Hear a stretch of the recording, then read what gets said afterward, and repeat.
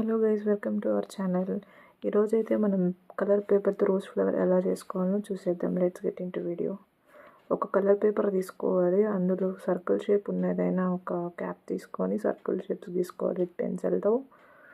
అలా గీసుకున్న తర్వాత మనం కట్ చేసుకోవాలన్నమాట ఆ షేప్లో.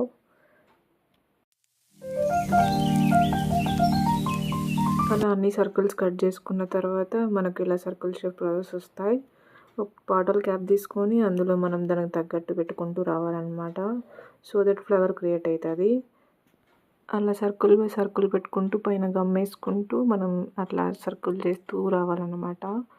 అలా చేస్తూ వస్తే మనకు ఒక రోజ్ ఫ్లవర్ అయితే క్రియేట్ అవుతుంది.